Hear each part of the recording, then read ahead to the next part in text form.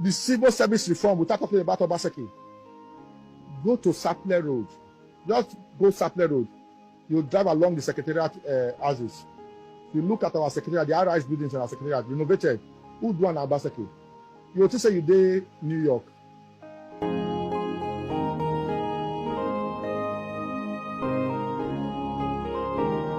Obaseki encouraged us and gave us an enabling business environment to thrive. We never, the kind of growth and expansion we don't experience for our business as of today, Obaseki government we never experienced them before. Obaseki na establishment man. Now man we believe say encourage investors like us. Now man we believe say business will grow as far as you get handiwork, you get skills, you get plans for the betterment of Edo interest. Now be Obaseki agenda.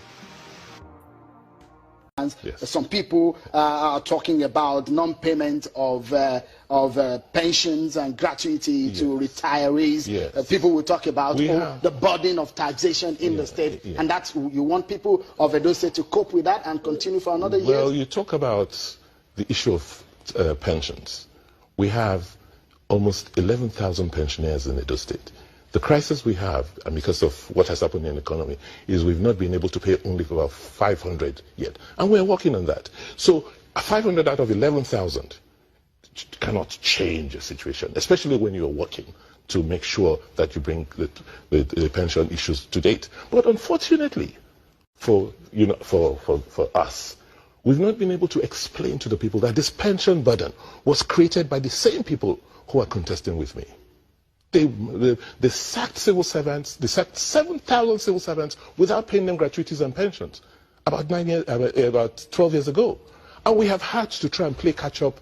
And today we only have 3 years of deficit. That's what we're working on.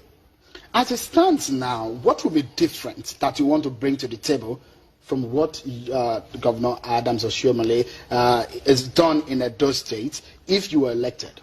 First, I'm focusing on jobs. We're looking at what's the cardinal point? How many points? Yeah, it's jobs.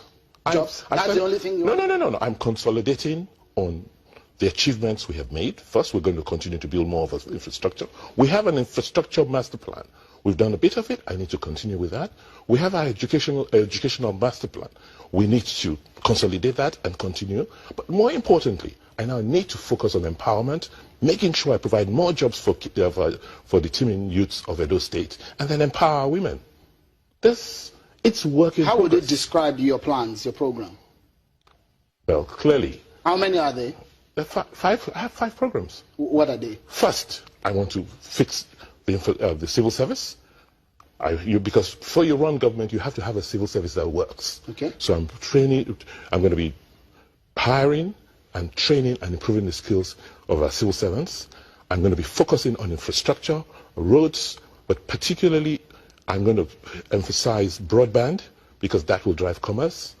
I'm going to be focusing on education, improving our curriculum so that we can get more kids to have more technical and vocational skills. You talk about, in your program, you talk about 200,000 jobs. Yes. Where do you hope to get that from? By creating an enabling environment, which we have started, for investors to come in and provide the jobs, particularly in the case of agriculture.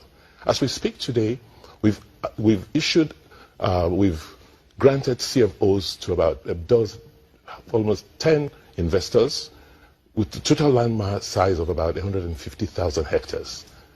We're bringing in large-scale farmers who are going to now incorporate a lot of our young people as outgrowers and small business or small farm holders. That in itself, from the first phase, we're going to be creating What kind of crops are you looking at? Well, we have competitive advantage in palm, in rubber, in cassava, in grains, and also in poultry. Industrialization.